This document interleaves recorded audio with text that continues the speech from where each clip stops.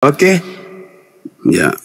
Oke, jadi yang Anda sampaikan ini pembelaan Anda lagi-lagi sebagai pengikut Kristus yang datang kepada Paulus itu. Sekarang saya kasih data, Bang. Saya kasih data. Di dalam Yohanes 11 nomor 45 sampai nomor 57, banyak di antara orang-orang Yahudi yang datang melawat Maria. Ini setelah membangkitkan Lazarus. Yang menyaksikan sendiri apa yang dibuat oleh Yesus kepadanya. Tetapi ada yang pergi kepada orang-orang Farisi melaporkan kepada mereka apa yang telah Yesus perbuat. Lalu imam-imam kepala dan orang-orang Farisi memanggil mahkamah agama untuk berkumpul. Dan mereka berkata, apa yang harus kita perbuat? Sebab orang itu membuat mukjizat banyak. Yesus ini melakukan banyak mukjizat. Apabila kita biarkan Yesus, maka semua orang yang akan percaya kepadanya. Apabila kita biarkan Yesus, maka orang banyak akan percaya kepadanya. Dan kalau itu terjadi, orang-orang Roma akan datang dan akan merampas tempat suci kita serta bangsa kita. Tuh, ini latar belakangnya tuh. Kalau kita biarkan Yesus bermukjizat terus, maka akan semakin banyak orang yang percaya kepadanya. Kalau semakin banyak orang yang percaya kepadanya, maka orang Roma akan datang merampas tempat suci kita dan bangsa kita. Itu latar belakangnya. Bukan dosa waris segala macam, bukan nebus dosa segala macam. Ini latar belakangnya. Tetapi seorang di antara mereka yaitu Kayafas, imam besar. Nah ini imam besar ini, bukan kaleng-kaleng. Bukan pastor, bukan pendeta, apalagi jemaat.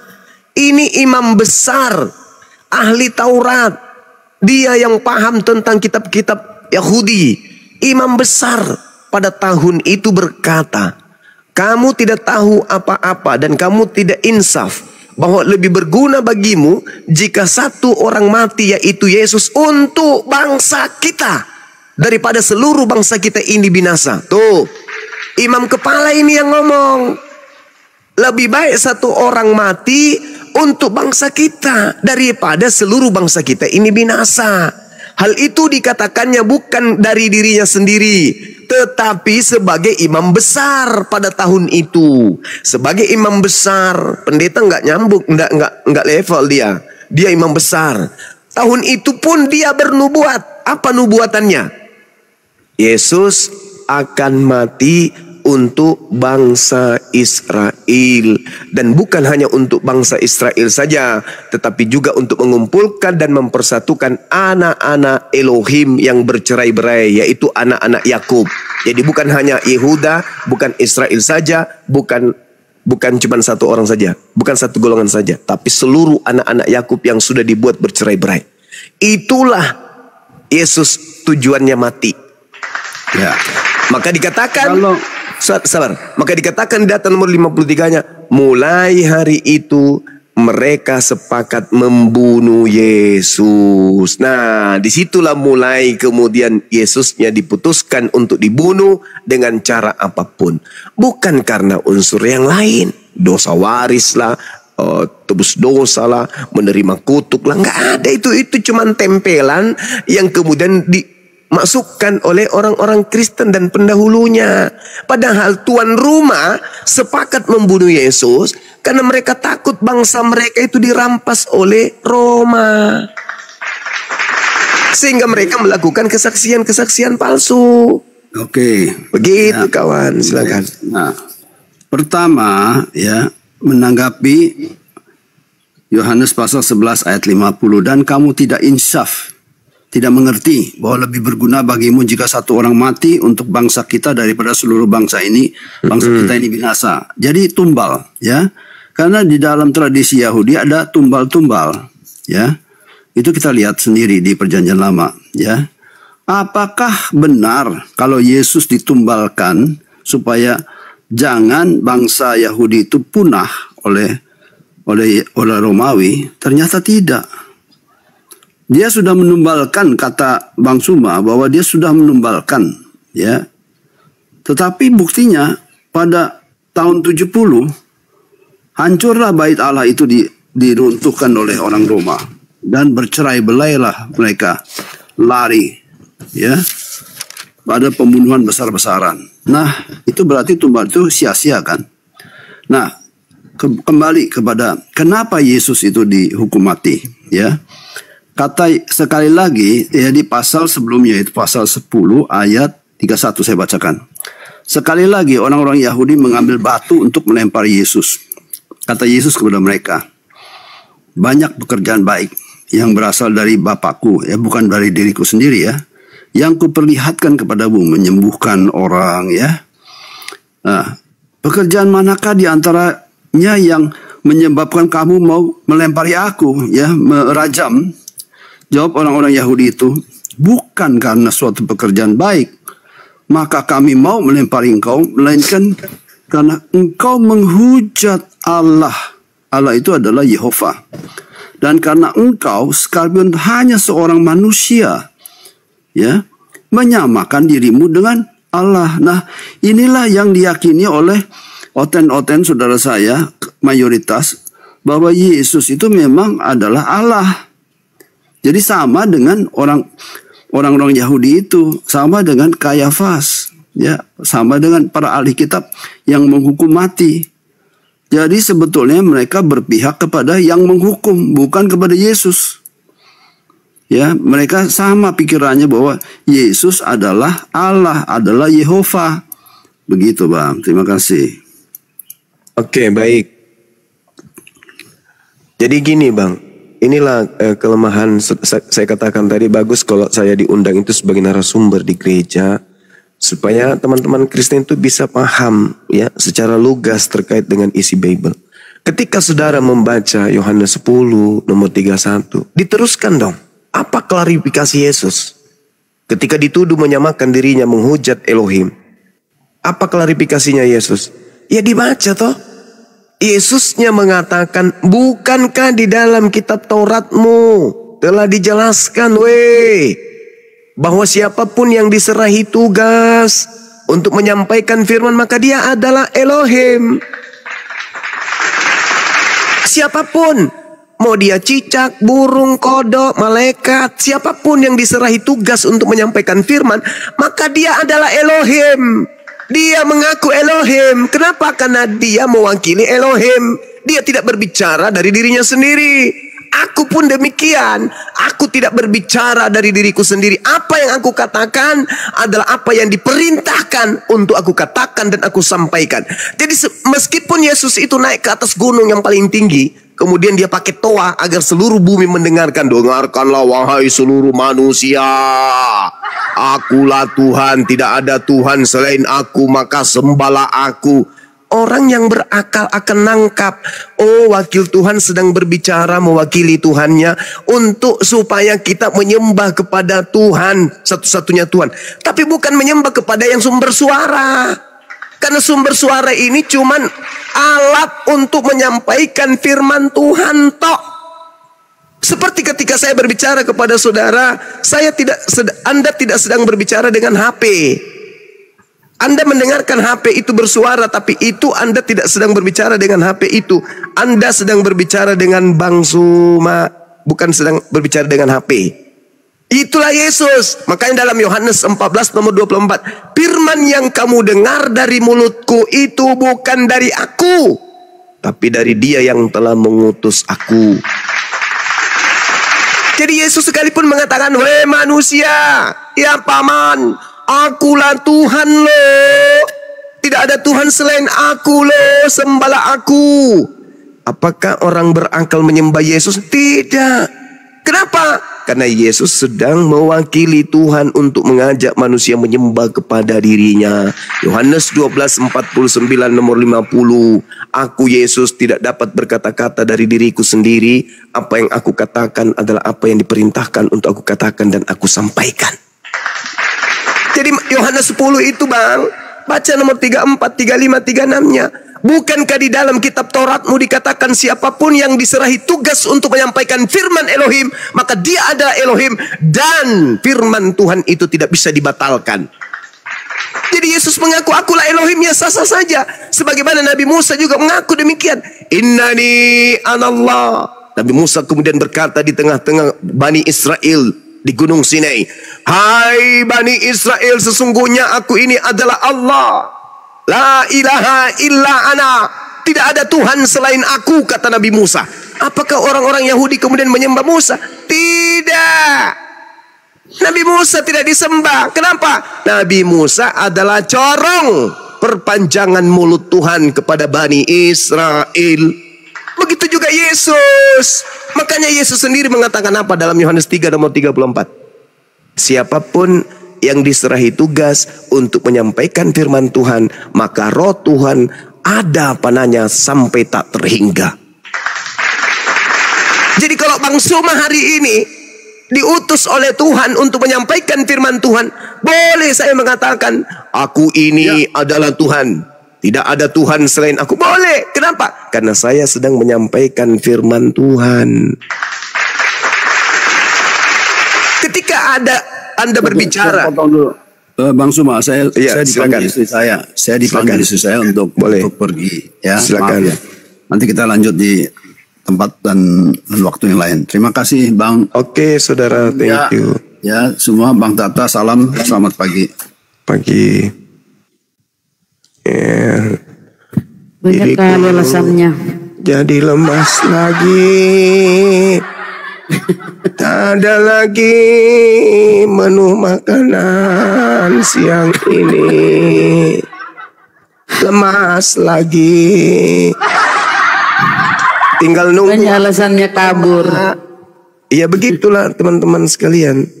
Jadi saudara Kristen ini apa ya bilangnya? Tolonglah bikin seminar rapat.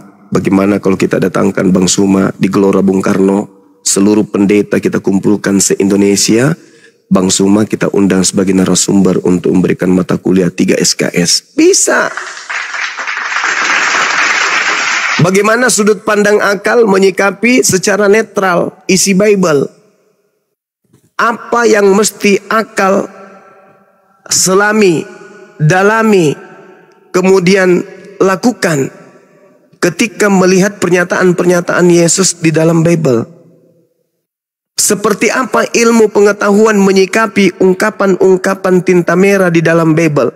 Kasih Bang Suma 3 SKS saja. Atau STT-STT yang ada di Indonesia ini silakan. Kalau Anda ingin mengundang saya gratis memberikan mata kuliah tentang mata kuliah apologetika, silakan undang saya. Ya, saya ikhlas kemudian mengajarkan kalian tentang isi Bible itu. Supaya jangan cuman bisa ini berdoktrin ria. Berdoktrin ria, berdogma ria. Jangan. Gitu saudara-saudara. Ada yang bertanya kenapa nggak live sendiri? Nggak. Terlalu banyak Islam yang minta naik. Capek saya minta pilih-pilih mana Islam. Udah dibilang Kristen aja yang naik. Wah lebih dulu mau naik dia. Belum juga buka koma sudah ngantri. Gimana mau saya menjelaskan kepada orang Kristen? Begitu baru rencana dalam hati buka hari ini buka komal sendiri. Wah sudah ngantri puluhan orang sampai ratusan orang. Gimana saya baru mau nyalakan HP sudah ada permintaan. Lebih banyak saya ngulik-ngulik mengutui mana Islam mana Kristen daripada saya naikkan orang. Astagfirullahaladzim. Nah itu lagi datang lagi si Inyong tadi ya. Keren. Lanjut Bang Inyong. Silakan saudara. Mau ngundang saya menjadi narasumber di gereja Anda? Gratis. Supaya kalian saya ajarin Bible. Jangan longor kali.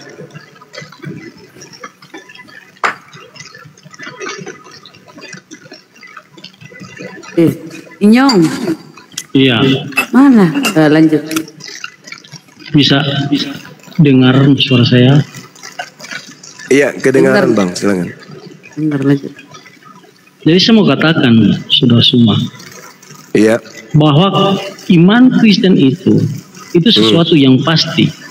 Iya, pasti neraka. Ketika kita menuhankan Yesus itu adalah Allah, Yesus adalah Tuhan, itu jelas bahwa tidak ada keraguan bagi orang Kristen menuhankan Yesus karena dia pernah eksis, berbeda dengan Allah Subhanahu wa taala. Kalau umat muslim menuhankan Allah Subhanahu wa taala, menjadi pertanyaan, kapan Allah Subhanahu wa taala memperkenalkan namanya kepada manusia secara langsung? Dan di mana dan kepada siapa Allah Subhanahu wa taala memperkenalkan namanya? Itu menjadi pertanyaan kami. Ketika saudara semua mengatakan bahwa kan Yesus itu hanya utusan, kami tidak menolak narasi yang dikatakan dalam Yohanes 17 ayat 3. Tetapi jangan lupa, apa itu? Untuk memaknai satu narasi, itu tidak cukup dengan satu ayat. Tetapi dalam kitab yang sama, pasal yang sama dalam Yohanes 17, dalam ayat 6 di situ, aku telah menyatakan namamu kepada semua orang yang engkau berikan kepadaku dari dunia. Jadi nama Bapa itu adalah nama Yesus sendiri. Karena dalam Keluaran 3 ayat 6, aku telah menampakkan diri kepada nenek moyangmu, kepada Abraham, Ishak dan Yakub, tetapi dalam nama Yahweh itu aku belum menyatakannya. Apakah nama Yahweh itu bukan nama?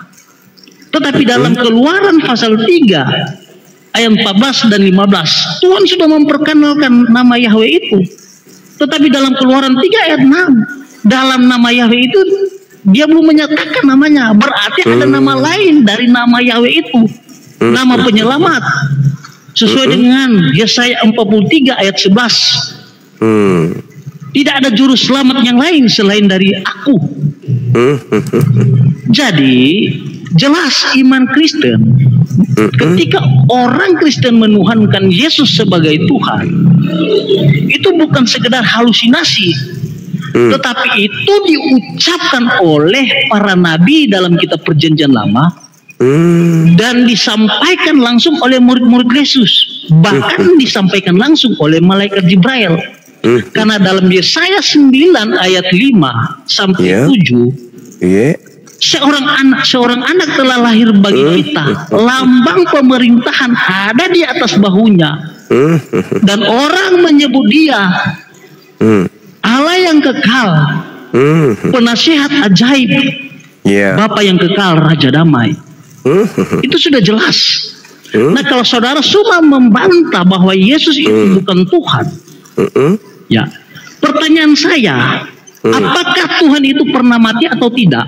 Tidak. Kalau Tuhan itu tidak pernah mati semua, dalam narasi yang disampaikan oleh Nabi Ayub dalam Ayub 19 ayat 25, penebusku yaitu Yahweh akan bangkit dari atas debu.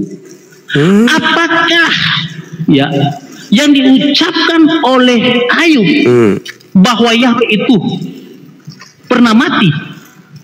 Tentu dalam kitab Perjanjian Lama Yahweh itu tidak pernah mati, tetapi kalau ayat ini merupakan ayat nubuatan dari firman Tuhan yang digenapkan oleh Yesus dalam kitab Perjanjian Baru, itu jelas membuktikan bahwa Yesus itu adalah Tuhan. Dalam Yohanes 13 ayat 13, murid-murid Yesus mengklaim bahwa Yesus itu adalah Tuhan. Dalam Yohanes 20 ayat 28, ketika Thomas membuktikan ketika Yesus bangkit dari kematiannya, ketika jari Thomas menyentuh lambung, bahkan kedua telapak tangan dari Yesus, maka disitulah Thomas mengatakan bahwa Yesus itu adalah Tuhan, adalah Allah. Pertanyaan saya semua, buktikan Allah Subhanahu wa taala itu pernah menyampaikan nama Allah itu merupakan namanya sendiri, dan kepada siapa dan di mana Allah Subhanahu wa taala menyampaikan nama itu, dan siapa saksinya? Silakan. Oke, baik. Saya selesaikan dulu, saya bantu dulu Anda paham tentang kitab Ayub itu ya. Di dalam kitab Ayub yang Anda baca, di situ Anda harus paham sedikit lagi. Makanya aku bilang undang saya ke gereja kalian memberikan materi. Jadi gini, di situ tidak ada kata penebusku. Di situ hanya ada kata penebus hidup. akhirnya bangkit di atas debu. Oke, bukan merujuk ke Yesus. Kenapa kalian rujukan ke Yesus? Karena kalian penyembah Yesus. Anda lihat di dalam Yesaya 63. Di situ jelas dikatakan, segala kesesakan mereka bukan seorang duta, bukan seorang manusia. Yesus itu duta, dia itu manusia, dia itu utusan, melainkan dia sendirilah yang menyelamatkan mereka. Dialah yang menebus mereka dalam kasih-Nya. Paham situ? Bukan duta, bukan utusan, tapi dia sendirilah yang menebus. Jadi kalau Anda baca Keluaran 29 nomor 14, ambillah sapi itu, kulitnya, dagingnya, dan taiknya, bakarlah dia luar kemah, itulah korban penebus salah.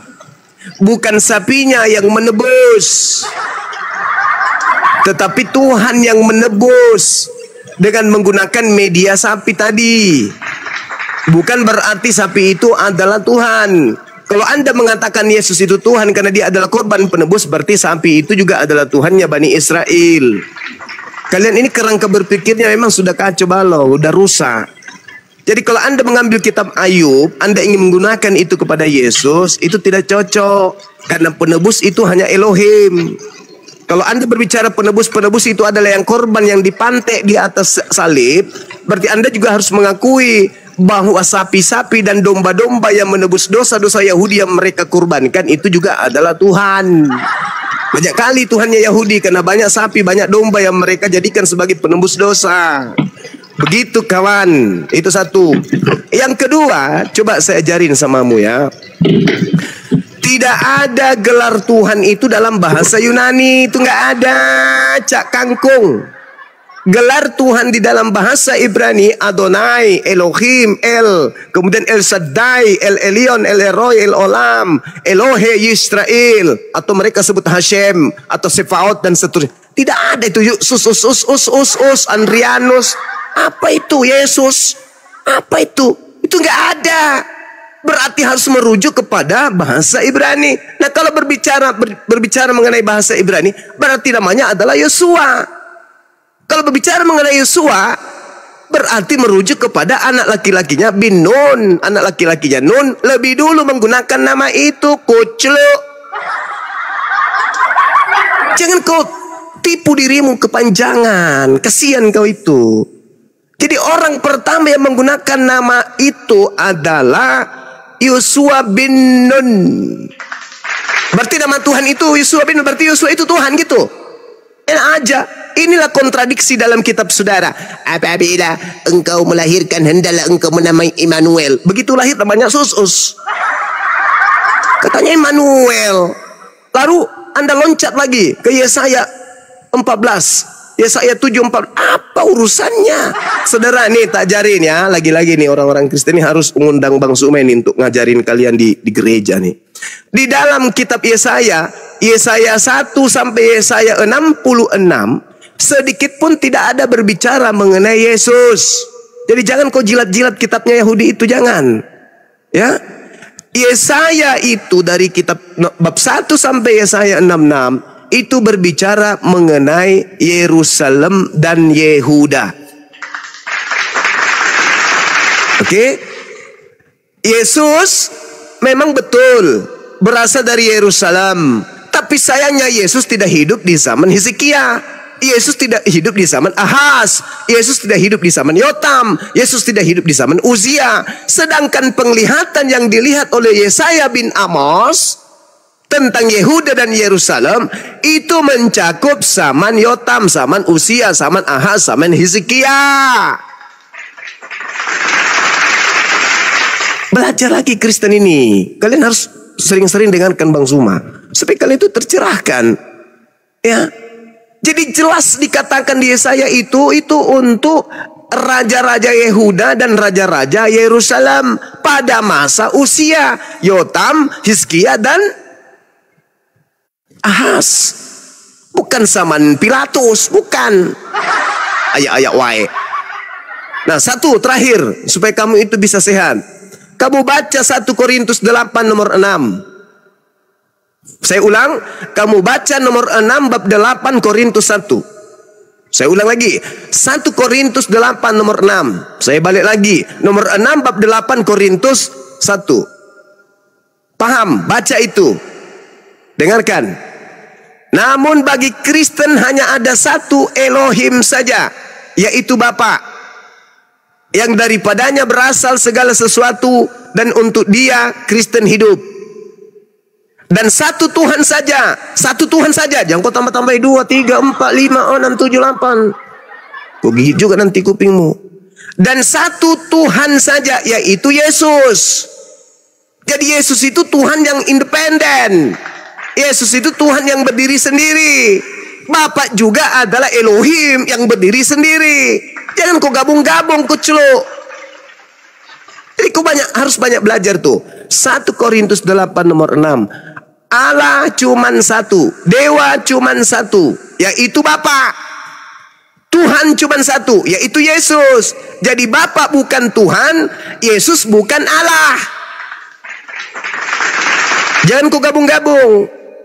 Ya, ujung-ujungnya Tuhan ternyata Tuhan, bukan Tuhan. Jadi cuman satu Tuhan junjungan, yaitu Yesus. Dan hanya ada satu pencipta, yaitu Bapa. Yang kau masukkan Yesus di situ, nanti terselip diinjak kakinya sama Bapa. Begitu saudara.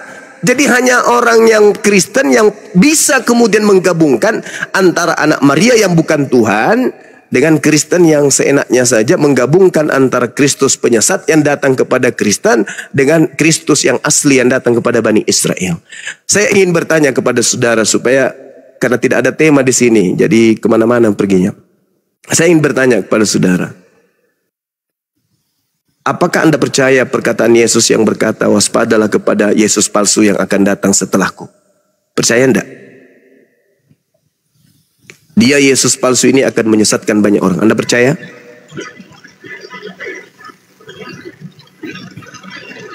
Ya.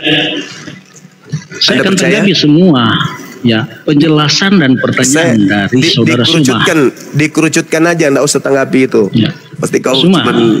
Tadi Suma mengatakan, dengar pertanyaan saya, dengarkan pertanyaan saya, dengarkan pertanyaan saya. Di situ Suma katakan dikerucutkan materi ini. Bahwa apakah Anda percaya ayat 19 ayat 25 di situ tidak ada penebus.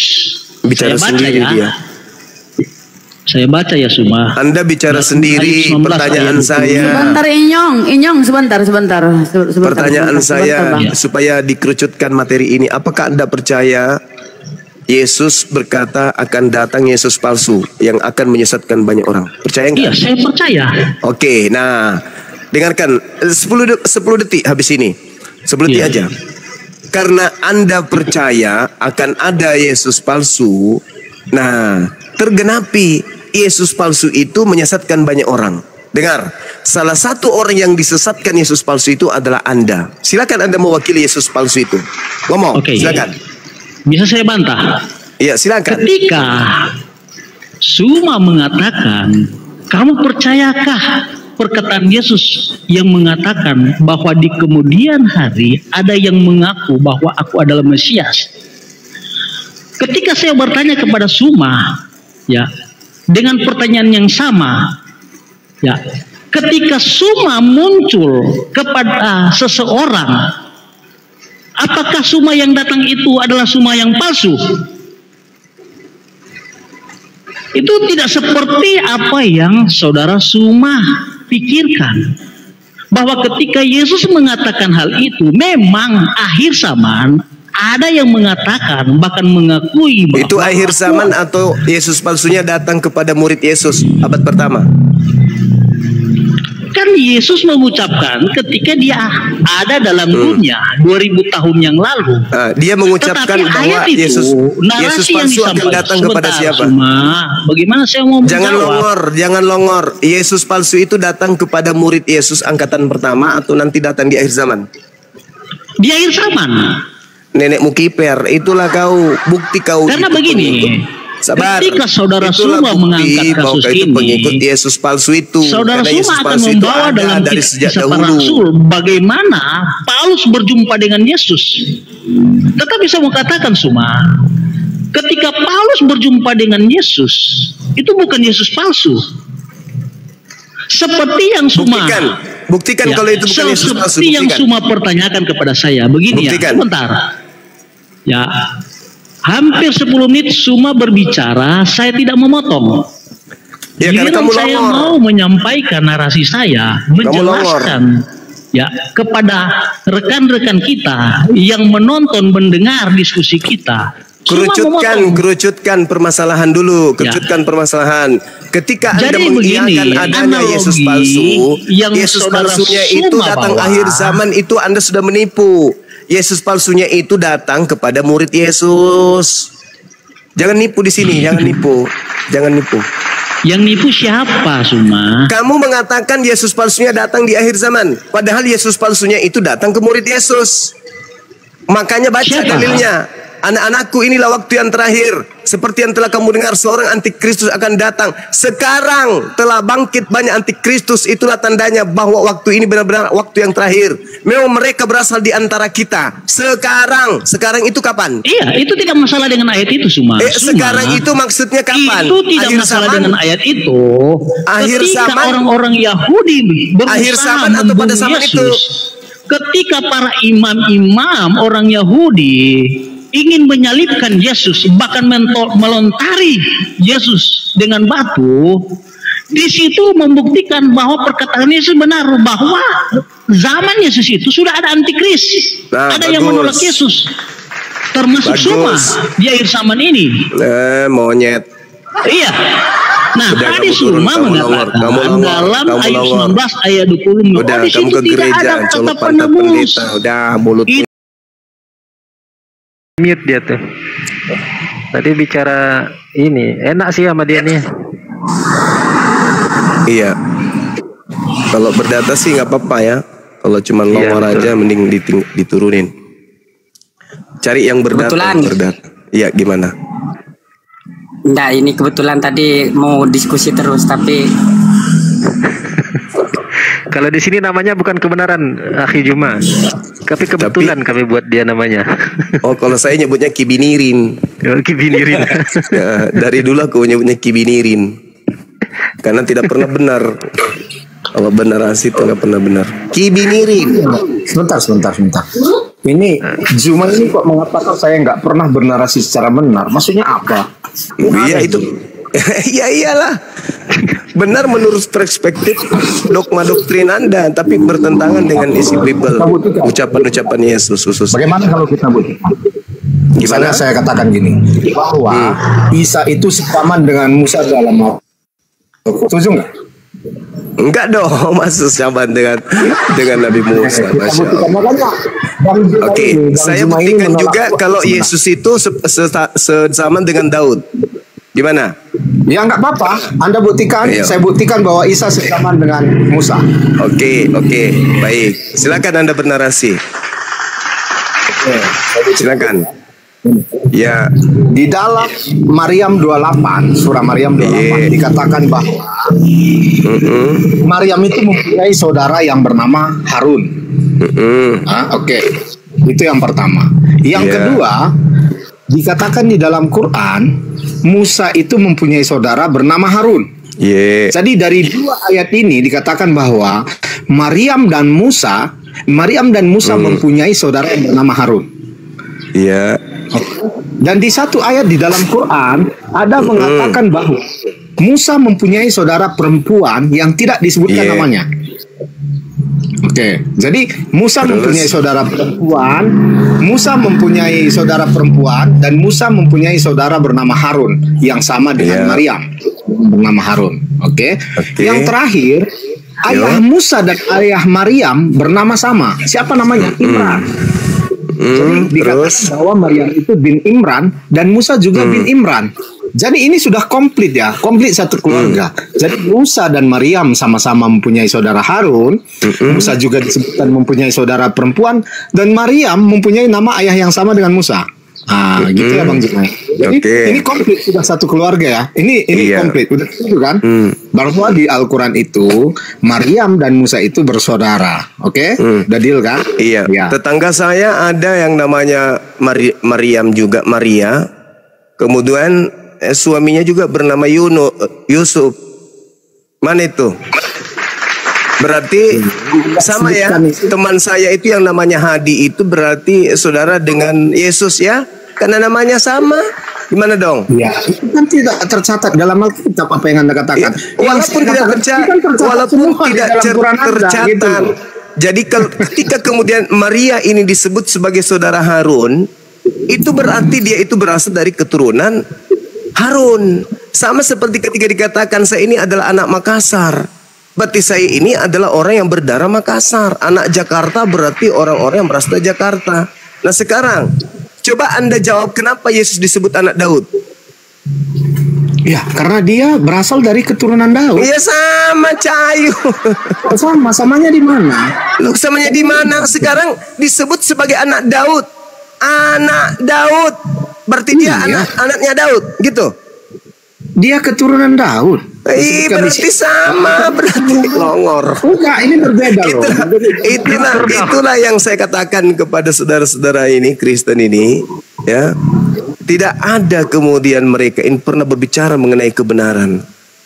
Anak Daud, belum lagi dikatakan keturunan ular beluda. Berarti mereka orang Yahudi ini keturunan ular, gitu.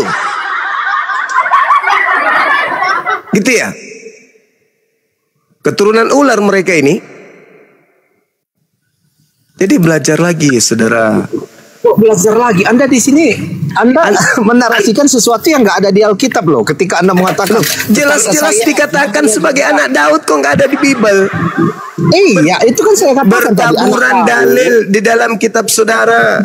Matius 1 nomor 1, inilah silsilah Yesus Kristus anak Daud. Silsilah loh. Silsilah loh di situ disebut. Anak Daud loh disebut di situ. Daud dan Yesus sesamaan. Kalau saya mau bodoh kayak kamu. Ayo, sejak kapan Daud dan juga Yesus itu sesamaan? Kalau saya mau memperbodoh diri kayak Anda. Tapi itu kan Anda cuma cari anak aja itu. Enggak. Kita buktikan ya. Jadi silakan. Daud punya anak namanya. Sebentar saya bukakan biar jelas ya, biar saya tunjukkan sama Daud nama anaknya siapa? Ya banyak anak Daud, ada Salomo. Ya, kenapa langsung Yesus? Kenapa Yesus? Harusnya Daud. Habis itu siapa? Salomo misalnya. Terus siapa lagi? Baru Yesus. Ini kok Daud, lalu kemudian Yesus. Jadi Yesus bin Daud, gitu. Kalau Yesus itu kan bin Yusuf.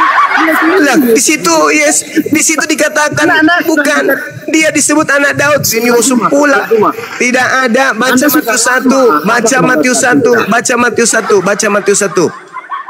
Yesus bin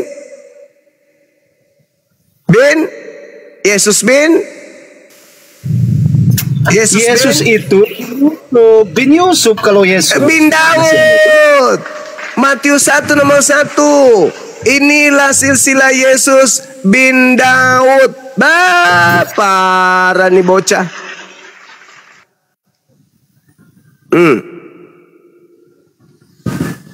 Udah ya? Udah selesai. Kena jidat. Pindah ke tema. Pilih tema yang bagus. Ada, tadi kan saya sudah tunjukkan. Berarti Anda akui ya, Bang. Kasih tema host, Bang Ucang, kasih tema Kristus palsu penyesat. Kasih tema. Yesus. Gimana? Kristus palsu penyesat. Supaya dialognya terarah gitu loh, dapat poin.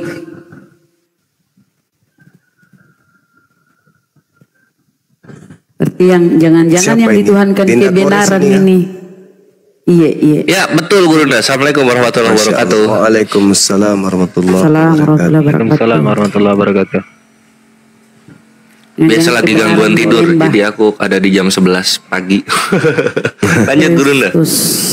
Itu bagus itu pengajaran yang harus diketahui nih oleh umat Muslim dan juga para nggak cuma satu, ada Yesus palsu juga ya Gurunda ya. Mereka ini pengikut Yesus palsu ini. Betul, harus belajar kebenaran. Silahkan Gurunda.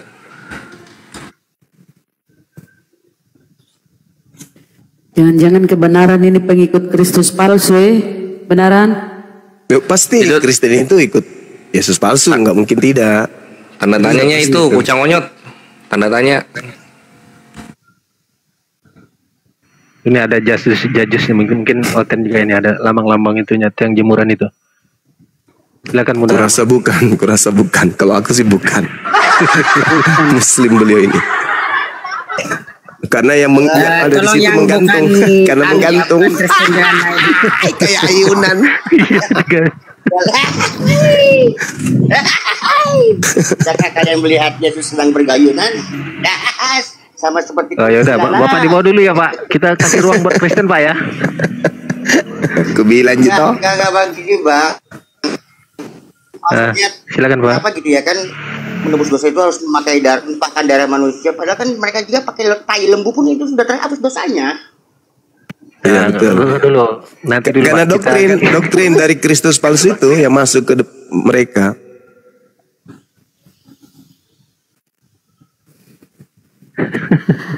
Silakan kebenaran. Kebetulan. Kalau kami di sini kebetulan Bunda. Kebetulan dia ini. Kebetulan ada kebenaran menyesatkan dari komal ke komal ini. Karena mau diluruskan. Silakan.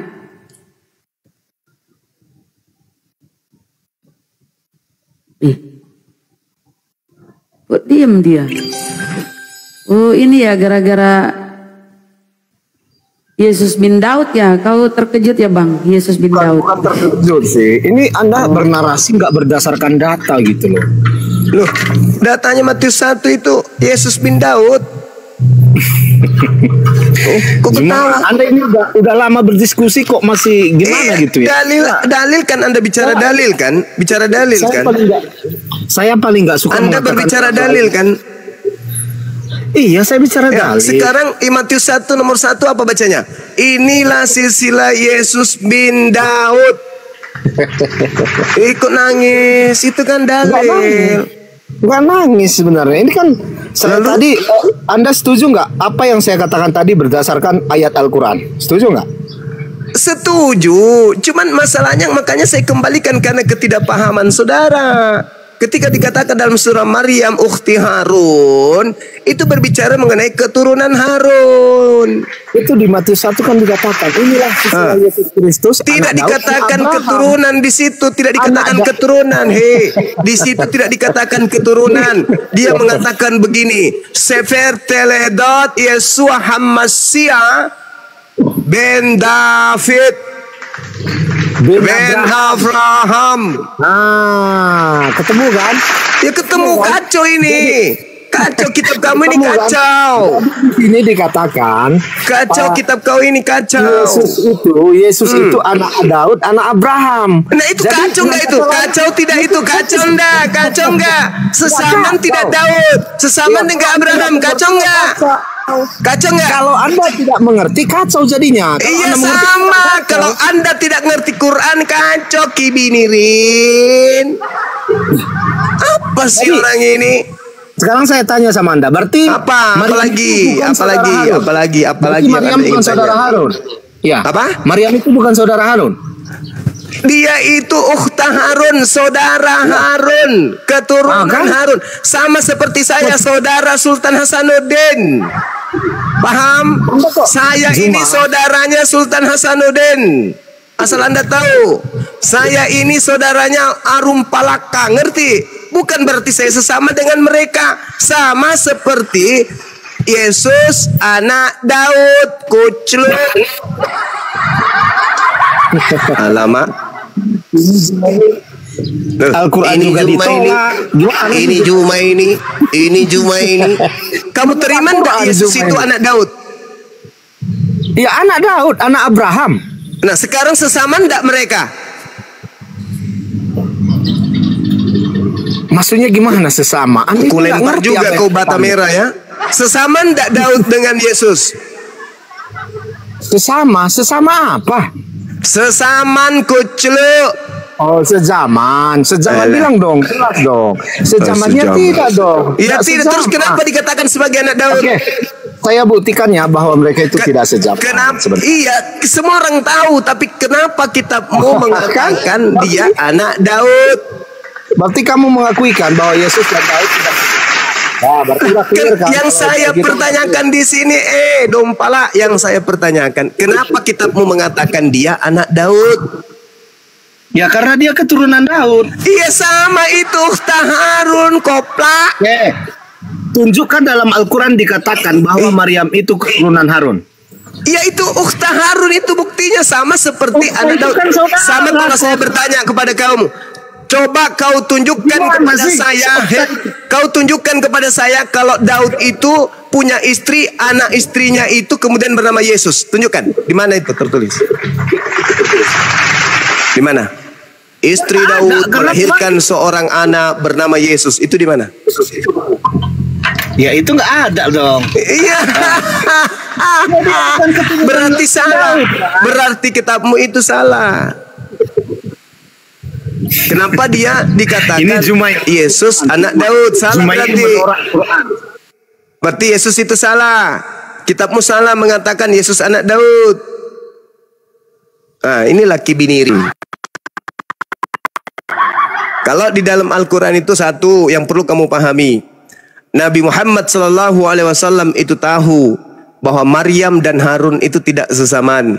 Nabi Muhammad SAW itu sudah tahu sejak awal bahwa Maryam ibunda Isa alaihissalam hidup zaman setelah zaman Harun. Maka tidak mungkin beliau kemudian merujuk pada pada kitab yang kalian pakai itu, kitabnya orang Yahudi. Nggak mungkin. Tidak mungkin kemudian Nabiku merujuk kepada kitab Anda.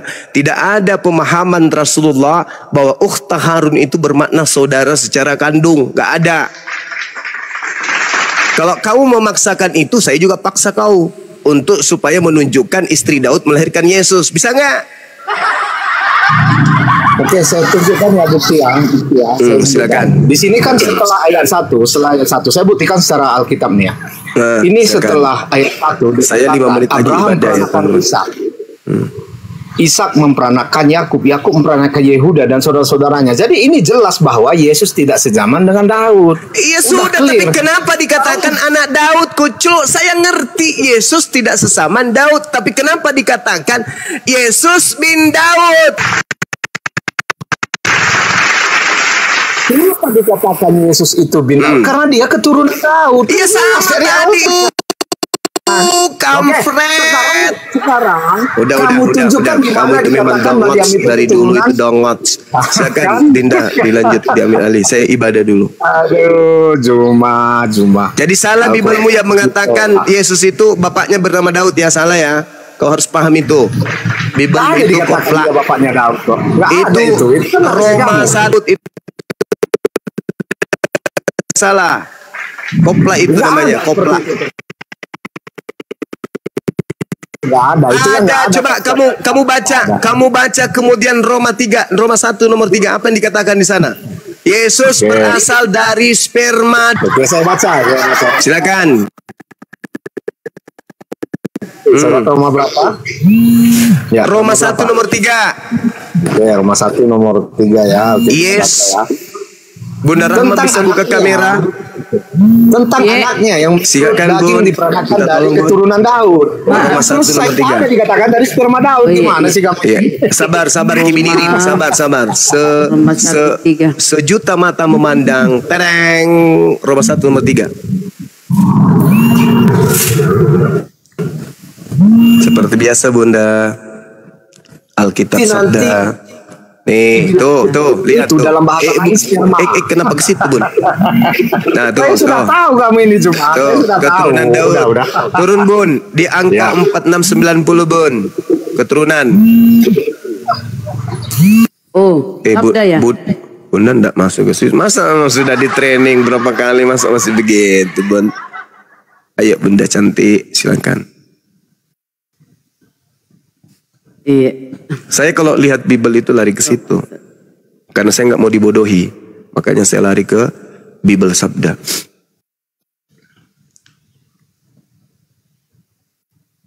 Sabar ya teman-teman, ini ujian. Yesus ternyata berasal dari sperma Daud.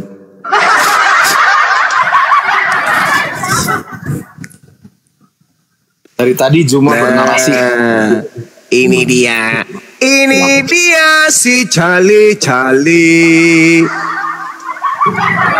4690. 4690 ke bawahnya, Bun. Sperma. Jadi terjemahannya adalah tentang anaknya yang menurut daging diperanakan dari sperma Daud.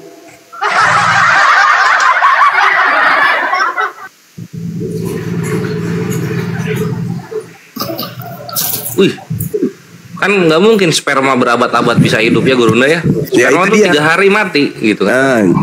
Gimana dong? Jadi kalau saya mau menggunakan kepalanya, kebenaran masuk di otak saya. Kalau saya andaikan bisa kepalanya kebenaran itu disimpan di leher saya, di kepala saya, maka saya akan mengatakan begini tentang anaknya yang menurut daging diperanakan dari sperma Daud. Jadi kelamin Daud, mohon maaf nih, kalau kepalanya kebenaran nih yang saya pakai. Kelamin Daud itu memanjang cukup masuk ke alat vitalnya Maria. Jadi kelamin masuk ke alat vitalnya Maria, menyemprotkan sperma. Lahir Yesus. Itu kalau saya pinjam kepalamu. Itu kalau saya pinjam kepalamu, maka narasinya begitu.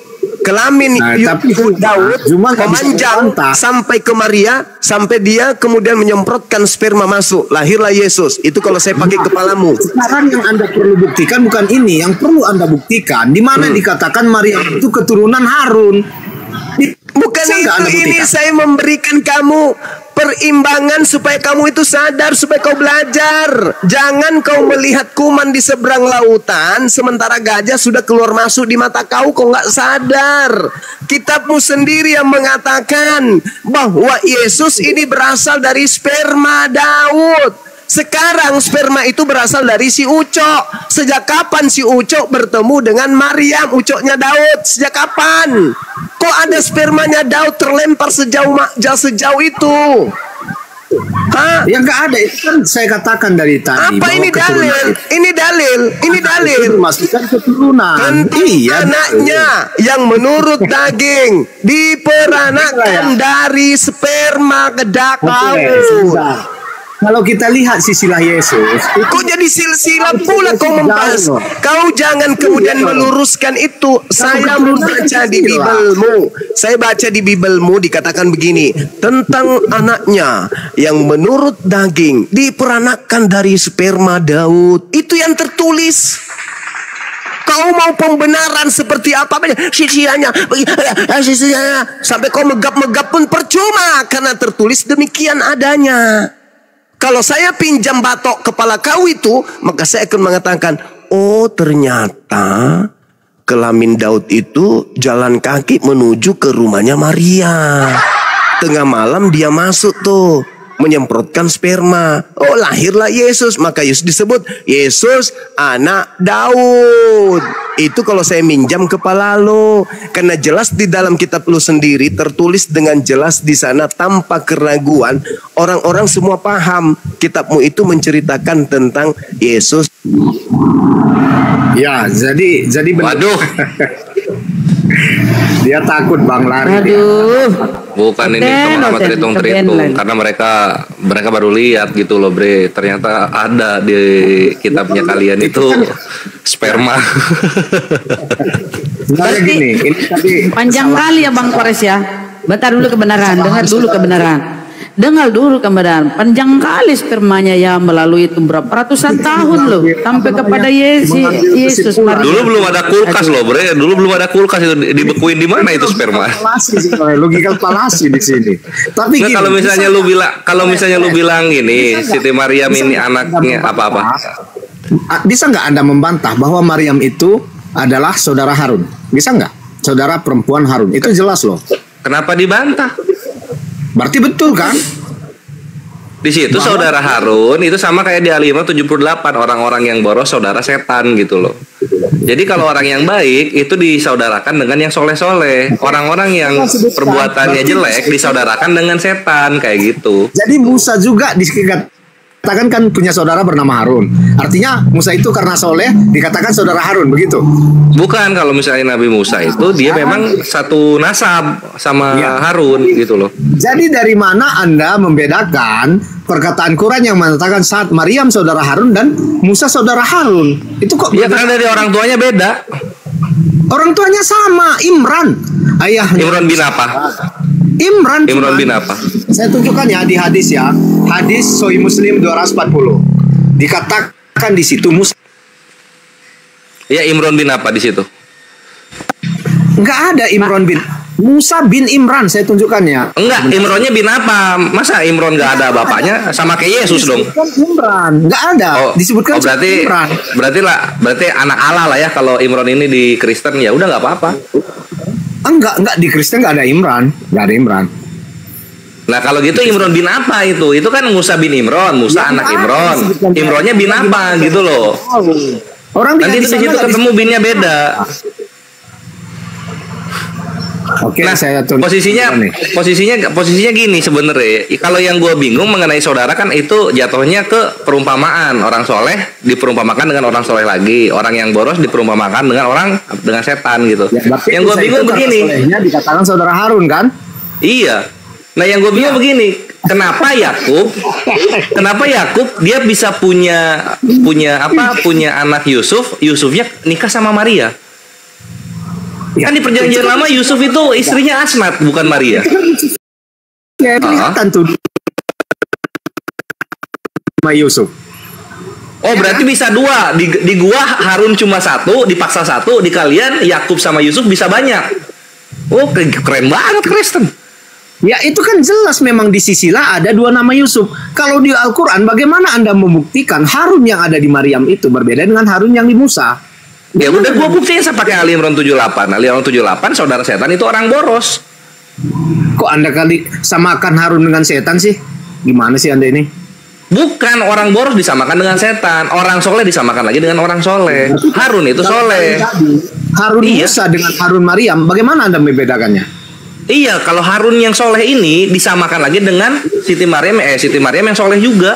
Gitu jawabannya. Jadi jangan lu bawa ke saudara kandung. Tunjukkan ayat lain dalam Al-Quran menyatakan orang soleh itu adalah bin Harun, saudara Harun. Ya itu ukhta Harun itu. Pembandingnya itu yang jelek. Iya, pembandingnya itu yang jelek. Cuma satu itu kan.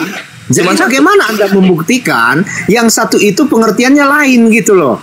Ya lu lihat kalau lu misalnya lihat di Sirah Nabawiyah, ayahnya Nabi Musa dengan ayahnya Siti Maryam itu Imronnya binnya beda ke atasnya. Lu lihat di Sirah Nabawiyah, posisinya Sirah Nabawiyah gue masih di kardus, jadi nggak bisa gue liatin ke lu. Gitu jawabannya. Kalau di hadis ya, Kores ya, kalau di hadis Musa itu bin Imran, sudah itu Anda boleh lihat di Sahih Muslim 240. Nah sekarang coba lu ketik di hadis sekarang Maryam bin, coba nanti keluar tuh Imronnya bin siapa? Aja harus di hadis. Loh tadi lu pakai hadis tadi boleh, tapi yang Musanya doang. Kenapa yang Maryamnya nggak dicari sekalian? Nama ayah Musa cuma ada di hadis, kalau di Quran nggak ada. Iya sekarang coba ayah Maryam ada di hadis itu. Di Quran kan ada. Loh, tadi lu ke Musa hadis. Ini yang Maryam nggak mau ke hadis. Kenapa? Di Quran kan, karena nggak ada di Quran, makanya kita kalau Musa ke hadis. Nah, sekarang coba Maryam ke hadis coba. Maryam bin apa kalau di hadis coba? Di Quran ngapain Anda ke hadis? Ya nggak ada di Quran juga itu ayahnya Maryam. Adanya di hadis nanti bin siapanya.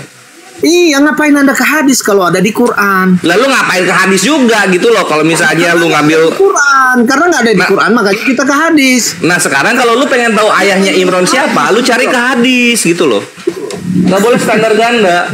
Inilah teman-teman Islam ini menolak Quran sendiri ya seperti ini, seperti Kores. Bukan gua menolak, bre. Gua tuh menolak pemikirannya Kristen. Kok pemikiran sekarang gini, Kores? Ini kan Maryam dan Musa mempunyai nama ayah yang sama, setuju nggak? Iya, tapi kalau di lu Imronnya harus satu. Kenapa di lu Yakubnya boleh dua? Karena itu yang gua curang tuh di situ gitu loh. Enggak, saya enggak curang loh. Kalau curang loh, Bre, gitu loh. Kalian Yakubnya boleh 2, di kami Imronnya harus 1. Karena kan memang di sisilah Yesus. Enggak, maksudnya enggak, iya gitu loh. Ngapain Yusuf sama Yakub 2 gitu? Emang kurang nama ya di Yahudi?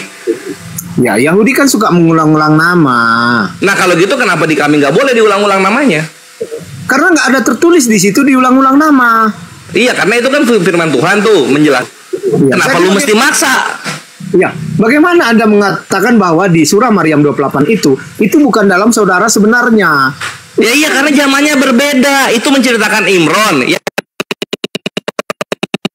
punya nanti anaknya Imron, Maryam. Terus nanti ada Zakaria, Yahya. Di zaman Musa mana ada Zakaria, Yahya? Mana ada Zakaria dan Yahya di zamannya Musa? Kan di situ logika lu harusnya kepikir di situ loh. Sama kayak misalnya ini Yakub, kok udah punya istri Asnat, di perjanjian baru punya lagi istri Maria. Poligami kok beda zaman. Logika Anda sebenarnya nggak jalan, Kores. Nggak jalan. Betul. Bukan nggak jalan, Bre. Ini gue memaksakan standarnya Kristen ke Kristennya lagi. Gue paksa tuh di situ tuh. Kalau misalnya Imron di kami harus 1, gue paksa Yakub lu juga harus 1. Gue paksa itu.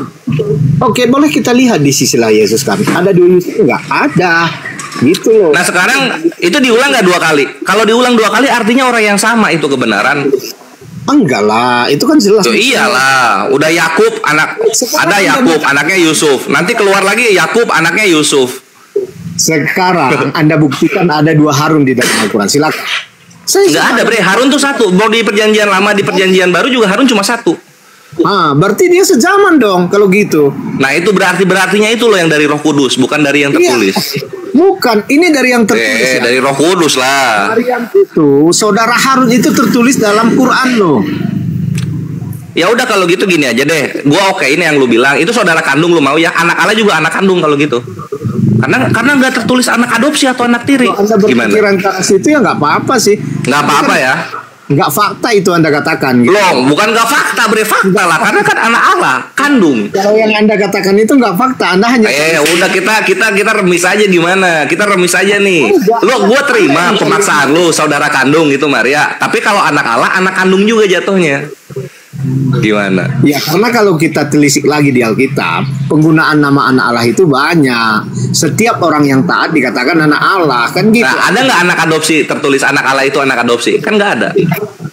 Ya selain anak Allah ya bukan anak Allah, nggak ada anak adopsi anak yang. Ya berarti lain. Anak Allah itu ya anak kandung kalau gitu satu zaman. Kores. Yesus anak Daud. Yesus anak Daud. Berarti Daud suaminya Maria. Itu Daudnya ada banyak Daudnya ada banyak. Kita anak Allah aja. Allahnya punya anak Allahnya. Anak Allah punya anak. Gitu. Gitu aja.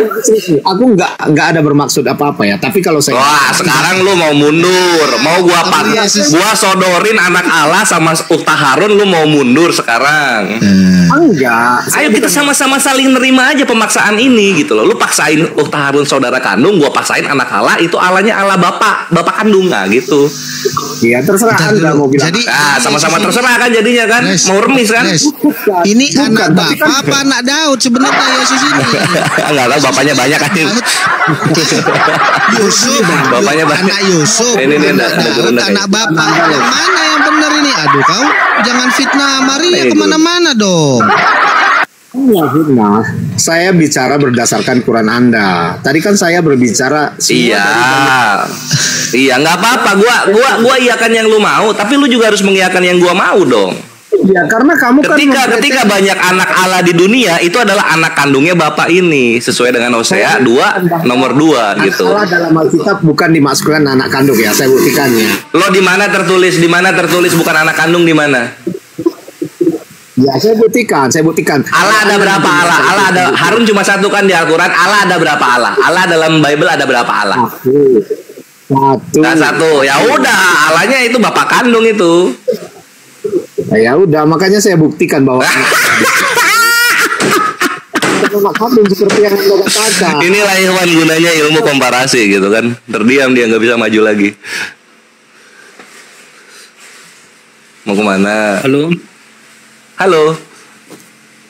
Oke. Selamat Raharjo, pagi. Pagi juga.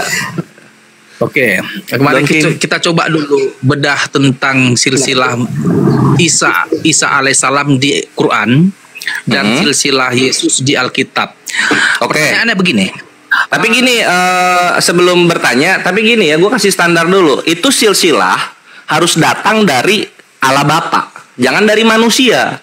Nggak imbang. Oke, gini aja dulu. Kita gini. Menurut Al-Quran, ya, Maryam ibunya Yesus itu saudaranya Harun dan anaknya Imron. Menurut Al-Quran, nggak apa-apa dia bebasnya ini. Menurut Alkitab, Maria itu anaknya Eli. Artinya berbeda nih si Eli dengan si Imron.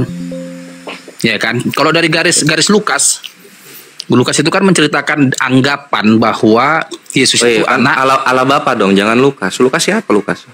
Tunggu dulu, dari silsilah di kitab Lukas, silsilah Yesus itu adalah Maria itu anak Eli. Iya, tahu itu. Tapi kan itu Lukas. Coba kalau Allah Bapa, menurut Allah Bapa, Maria ini silsilahnya dari siapa? Sebentar, kita banding bapak ke atas langsung, satu generasi ke atas. Bapaknya. Iya, tapi jangan dari manusia dong. Masa kitab suci perkataan manusia isinya? Kata aja, kita bedah data dulu. Kalau gitu sama hadis, kalau gitu jangan sama Al-Quran, supaya sama-sama perkataan manusia. Sebentar, kita jangan langsung dibantah dulu, kawan. Bukan dibantah, bre, gitu loh. Ngapain lu membandingin perkataan manusia dengan perkataan Tuhan kami? Kalau mau Tuhan dengan Tuhan gitu loh. Ini Allah Subhanahu Wa Taala berfirman. Sekarang Allah Bapa lu mana nih silsilahnya tentang Maria? Dulu, kenapa kalian langsung mau sabar dulu? Setelah aku selesai baru nanti kau bantah. Oh iya, udah boleh, silakan lah. Susah emang. Menurut data dari Lukas, ayahnya Maria ini, ibunya Yesus itu Eli. Menurut data Al-Quran, ayahnya Isa alaihissalam itu adalah Imron. Yang adalah anak Imron ini adalah Harun. Harun itu di perjanjian lama Alkitab, si Harun ini adik abang sama Musa. Nah pertanyaannya, apa dasar keberangkatan Al-Quran? Allah ini menyatakan itu. Kenapa? Kenapa bisa beda? Padahal kalian menyatakan Allahnya orang Yahudi adalah oknum yang sama, pribadi yang sama dengan Allah Subhanahu Wa Taala. Kenapa bisa seperti ini? Ada yang berdusta. Coba terangkan dulu apa, kawan? Iya, pertama yang menyamakan Tuhannya itu dari Yahudi ke kami gitu. Coba aja dilihat di video-video YouTube. Apologet yang menyamakan itu. Ya, lihat aja di YouTube lah ya, rabi-rabi Yahudi yang menyamakan itu dengan kami, gitu kan? Kaulah dulu Kores, samanya Allah Subhanahu Wa Taala dengan Elohim? Samanya. Allah nama, Elohim jabatan. Pribadi yang sama kah itu, oknum yang sama? Menurut rabi-rabi Yahudi sama. Menurut kau dulu? Menurut gua ya. Menurut gua nih, serius. Sama Tuhanmu sama Tuhan orang Yahudi? Kalau gue lihat dari teks-teks kitab suci yang ada ya, Tuhan Yahudi itu dia pernah bercerai, dia duda. Allah Subhanahu Wa Taala tidak beranak dan tidak memperanakan gitu. Buat gue beda ya Tuhan. Berarti beda tuh Allah orang Yahudi, Elohim dengan Allah Subhanahu Wa Taala ya? Beda lah. Wah, disampaikan itu sama si Tahta dengan si Juma. Sebenarnya beda, jangan kau sama-samakan. Tanggung jawab kita dengan apa kita masing-masing, punya kita masing-masing. Iyalah. Sedang Kristen gimana? Sama. Tuhanmu mati terkutuk. Komparasikan dong. Komparasikan dengan Tuhanmu itu loh. Tuhannya Yahudi duda. Tuhannya Kristen nggak ada bapaknya gitu loh. Masa mau disamain sama Tuhan yang Maha Suci, Maha Kudus, Allah Subhanahu Wa Taala? Begini Rahma, si Kores tadi bilang bedalah Tuhan kami sama Tuhan Yahudi. Kemarin Rahma kau bilang sama. Ya, jadi perbandingan bagus itu Bu Rahma ya. Jadi ketika dibandingkan Tuhannya orang Islam dengan Tuhan Yahudi, kau juga dongking bandingkan Tuhan orang Kristen dengan Tuhan Yahudi. Kitab kalian kan sama hampir ya. Beda bre. Orang Yahudi. Tapi persepsi dulu kalian apologet ini maksudku. Enggak, gua nggak peduli pendapat siapa gitu. Kalau lu nanya ke gua, gitu ya. Tuhan-Tuhan yang ada itu mereka berkelamin. Allah berfirman gitu, sesuatu yang mirip dengan kita itu berhala. Kalau Tuhan ada kelaminnya bukan Tuhan bre. Mau siapapun itu. Betul. Mau siapapun itu. Misalnya Dongking bawa Tuhan Yahudi, itu manusia, ada kakinya, ada matanya, berkelamin, berhala. Kalau misalnya Dongking yang bawa mengenai Tuhan Yahudi, nggak ada masalah gua. Tuhan orang Yahudi itu kan ada kemarin dikatakan tidak bisa dilihat itu. Lah, lu Kristen yang gua tanya, Tuhannya orang Yahudi menurut Kristen kelihatan nggak? Bahas Tuhan orang Yahudi. Kalau kau bisa bahas Tuhan orang Yahudi, kalau aku nggak bisa bahas. Enggak, lu ini gua nanya ke lu, kok malah emosi ketika gua bedain. Ini gua udah beda loh. Masa emosi ketika gua udah bedain? Sekarang Tuhannya Yahudi menurut Kristen itu ada bentuknya nggak? Ketika ketemu Musa, kelihatan nggak sama Musa ini Tuhannya Yahudi menurut lu? Nah, di situ dia perlu lagi pemahaman lebih dalam. Nggak usah pemahaman lebih dalam. Menurut lu kelihatan nggak Musa? Menurut lu melihat Tuhannya nggak? Sebentar, Kores yang berbicara dengan Musa pada Dongking, tadi kau tanya Kores, dia jawab langsung loh. Dongking, tadi Kores kau tanya, dia jawab langsung. Kau jawab langsung pertanyaan Kores sekarang. Jangan muter-muter. Jangan melayang-layang di permukaan air. Langsung gitu loh. Langsung. Kores tadi langsung jawabnya lu. Orang Yahudi. Dengar, Tuhannya orang Yahudi yang berbicara dengan Musa itu adalah Yesus prainkarnasi. Berkelamin. Pada saat prainkarnasi belum ada kelamin. Belum ada kelaminnya. Kok bisa gitu? Tumbuh kapan dia? Udah ku jawab kayak Kores cepat kan? Ya udah kalau gitu kan berhala jatuhnya. Surah Al-Araf ayat 194 beda berarti. Tuhan kami tidak berkelamin gitu loh. Tuhan kalian berkelamin, itu bedanya. Walaupun mereka tidak mengaku Yesus itu. Gitu dia. Wah, itu tanda-tanda. Betul, itu bukan Tuhan yang benar. Nah, itu tuh tanda-tanda tuh anaknya nangis tuh. Anak apa itu? Anak sejak kapan tumbuh kelamin? Itu tanda itu, Bre. Lucu ya. Lucu ya. Sejak kapan tumbuh kelamin? Tadinya nggak berkelamin, tiba-tiba berkelamin. Aduh, jadi makanya Dongking gue itu nggak peduli mau soal Yahudi Tuhannya mau di apa, mau Kristen Tuhannya mau di apa. Selama Tuhannya lu yang lu anggap dua-duanya ini berkelamin bukan Allah Subhanahu wa taala, itu intinya, Bre. Tapi Allah itu kan dengan Rahma ya. Jangan kau bilang lagi sama Rahma, malu kau. Udah tahu muslim udah tahu kalau gua argumen udah tahu. Sama si Juma bahwa Allah Subhanahu wa taala bukanlah Elohim. Tahu malu dikit lah. Karena apa Dongking? Karena apa? Elohim itu karena berkelamin, tidak sama ya Rahma ya. Kalau kita merujuk ke Al-Quran, dikatakan udah kebenaran. Itu temen lu Dongking mengakui bahwa Elohim itu berkelamin gitu. Bukan Allah, itu udah fix bukan Allah. Ini yang konsisten, tanggung jawab kita dengan Tuhan masing-masing. Iya gitu. Kebenaran ngobrolnya sama Dongking aja. Dongking yang bilang Elohim itu berkelamin, Yesus berkelamin, Tuhannya Yahudi berkelamin. Bukan gua, Bre. Kalau udah kayak gitu ya beda lah. Beda jauh. Kores. Menurut tidak mempunyai istri itu laki-laki atau perempuan? Allah itu tidak. Ya Tuhan lah, tidak mempunyai istri pasti Tuhan lah. Lu lihat Hosea 2 nomor 2 gitu. Hosea 2, janganlah engkau memanggil ibumu sebagai istriku lagi, karena mereka berselingkuh, melalui buah dadanya mereka berzina. Tuhannya yang diimani Dongking itu pernah diselingkuhi oleh istrinya sendiri. Ditampar keras oleh Al-Quran. Tuhan itu tidak mungkin mempunyai istri. Hosea 2 nomor 2 itu buktinya. Tuhan lu duda. Baca itu. Sebentar saya bacakan. Bahwa Alkitab Kores. Loh, bukan mengais-ngais gua, ini kebenarannya Dongkin, kebenaran. Ini kebenarannya gitu loh. Tuhannya yang lu sembah-sembah itu, dia pernah diselingkuhi oleh istrinya sendiri. Buktinya di mana? Hosea 2 nomor 2. Ini memperkuat kebenaran Al-Quran bahwa Allah itu tidak beristri, tidak beranak.